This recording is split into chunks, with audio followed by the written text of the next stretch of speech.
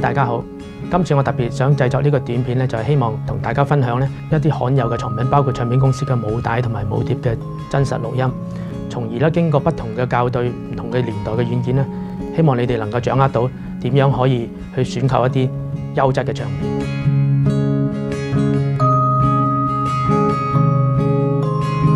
成立唱片博物館咧，其實都係我多年前嘅夢想。直至最近咧遇啱適合嘅地點咧，就將呢個夢想成真啦。主要成立一個唱片博物館咧，就係希望為音樂、藝術、文化、歷史咧做一啲事。第一點咧，我想係為音樂、藝術、文化咧做一個保育，想保留佢哋嘅真面目，等後世嘅人咧可以欣賞到佢嘅原貌。咁何謂真面目咧？等於一個美術嘅畫廊，或者係一個博物館，咁佢哋嘅藏品梗係一啲名畫嘅真跡啦，斷唔會係擺啲Photoshop 嘅相片就當係藝術品㗎嘛。咁音樂亦都係一樣，咁我哋嘅主要收藏咧係一啲音樂嘅原聲母帶啦，同埋母碟。正如一啲美術嘅博物館同埋畫廊，佢哋嘅藏品當然係一啲名畫嘅真跡啦，斷唔會收藏一啲Photoshop 嘅 poster 同埋相片咁啊。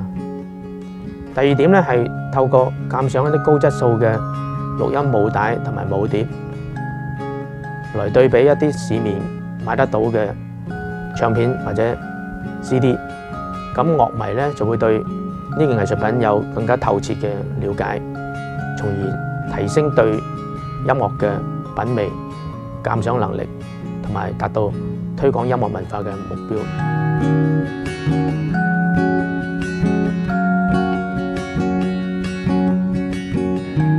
我就想為音樂咧就訂立一個世界嘅標準，呢件事係世界上冇人做過嘅。咁點為之世界標準呢？就係邊一個版本最忠於原創母帶嘅聲音呢，就為之優質嘅版本。咁藉以咧提升所有後世嘅人欣賞音樂嘅品味，咁亦都足以影響以後嘅創作人嘅素質。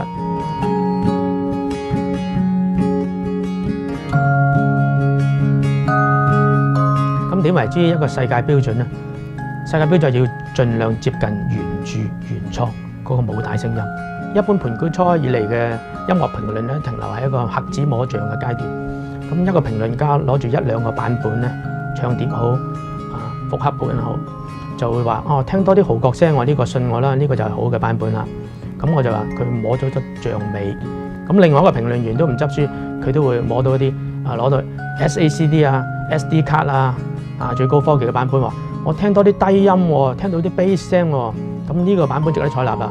咁佢就摸到隻象腳，咁咧就話大笨象係一條柱嚟嘅，你信我啦。咁呢啲係打開個電腦好多啲世界上嘅評論。咁我哋如果跟住去買碟咧，好容易就會係捉招啦，即係買到你唔要嘅、唔想要嘅嘢喎，唔係真係想要嘅嘢。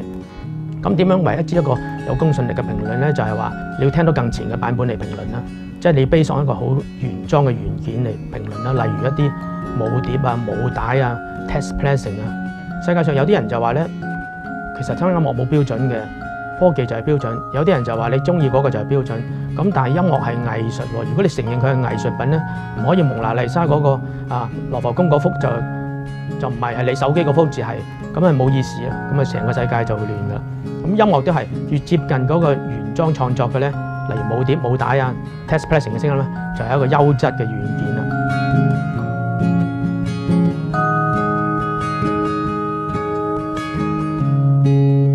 咁我之所以成立呢個世界標準咧，最主要就係你去任何世界某一個地方嘅唱片店或者錄音房，佢唔會可以提供個母帶或者母碟俾你去監聽嘅。咁呢度咧，我哋有呢類藏品係免費可以俾你監聽佢嘅質量。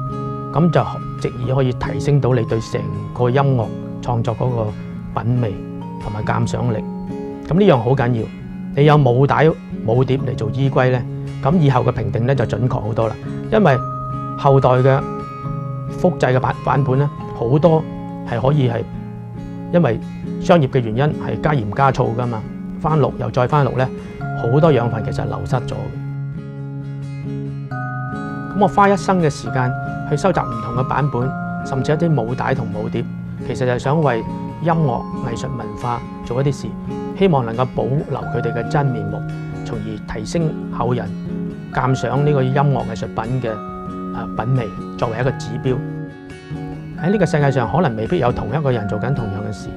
咁既然我咁幸運一生人都係投入喺一個音樂事業裏邊，咁亦都擁有咁多稀有嘅藏品，我就係想利用呢啲藏品嚟提升人類鑑賞音樂藝術嗰個品味。經過幾十年嘅監聽唱片嘅生涯咧，咁我綜合咗兩個條件啦，符合呢兩個條件咧就可以揀到原音噶啦。第一就係嗰個出廠日期啦，出廠日期就係決定嗰隻碟仲有幾多質量，等於你買茶葉50年嘅普洱非常之重要，俾咗個5年你就唔係嗰樣嘢啦。第二就係嗰個製造地方啦，咁普洱梗係雲南嘅最好啦，同樣黑膠就日本最好噶啦，日本係第一位噶龍頭嚟噶，跟住就去英國第2位啦，跟住德國，跟住至到美國，其他就西歐，跟住就澳洲，至到東南亞咧，除咗日本稱王咧就係台灣同菲律賓，包尾就係香港同南韓啦。呢啲係我哋所有製品驗出嚟嘅結果啊。仲有一樣要補充咧，就係我哋發現到咧，由1995年呢一年開始嘅黑膠同埋 CD 同步發行嘅咧，都係啲黑膠係走晒樣，點走晒樣？失真係超高啦！失真如果太高嘅時候咧，再聽黑膠都冇意思啦。咁聽翻隻 CD 咧，好多樂器好多層次都跑翻出嚟。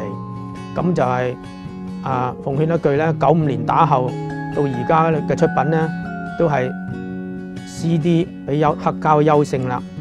咁復刻係點咧？復刻就係包括一啲舊嘅錄音，50、60年代、70年代、80年代嘅錄音，而家再跑翻出嚟嘅復刻，都係同樣情況啦。所有復刻都係年份決定嗰個質量啦。咁隻50年代、60年代嘅原版，到2016啦，都冇嘢聽噶啦，都係冇有驚喜噶啦。咁有啲就90年代一出就 CD 啦，未出黑膠又跑隻黑膠出嚟喎，無啦啦嗰啲又係一樣噶啦，都係冇驚喜噶啦，聽翻隻 CD 好過啦。咁唔信可以聽到呢度嘅樣板啦，因為呢度咧就係唔收錢，有個平台俾你去鑑證一下，買錯機會少咗好多啦嘛。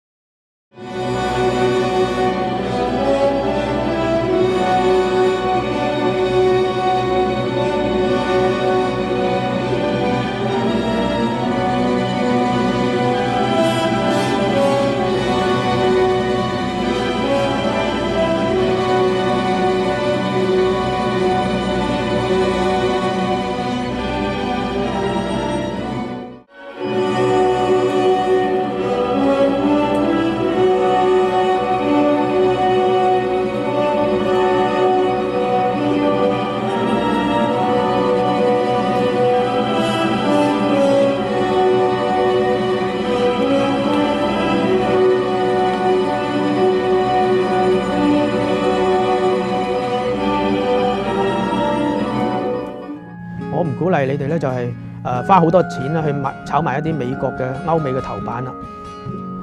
我哋就發現咧，就算日本嗰啲出品咧 remaster 嘅版本黑膠去到係70年代初期咧，佢都原音過歐美嘅頭版喎，居然咁證明日本嘅保真度非常之高啦。只要你哋買到70年代初至60年代嘅碟咧，日本嘅碟咧，全部都係屬於靚茶葉靚版嚟㗎啦。包冇錯噶啦，咁當然買到越前嘅就越原音越幸運啦，係嘛？我以下有個笑話，就等於可以反映到而家發燒友嘅心態。3個人喺個河游嘅下游裏邊不水飲，咁有一位仁兄咧就用個銀嘅杯嚟飲，佢話用個銀嘅杯嚟裝水咧特別清甜。咁另外一個發燒友咧就家財萬貫嘅，佢話用一個純金嘅杯咧，更加甜啊！飲啲水。咁第3位發燒友咧就話：我自己砌機，我自己打造用 Titanium 最高嘅科技嚟打造一個杯飲，比你兩個更加優勝，飲啲水質更加甜。咁我就拍一拍佢哋嘅膊頭，你望下，有一個高聳入雲嘅山，叫做喜馬拉雅山。只要你爬到上去咧，就會揾到河流嘅源頭。嗰個係一個清甜無比嘅清泉，就算你用手去裝啲水，都會甘甜無比。咁聰明嘅發燒友，你知道我講緊乜嘢啦？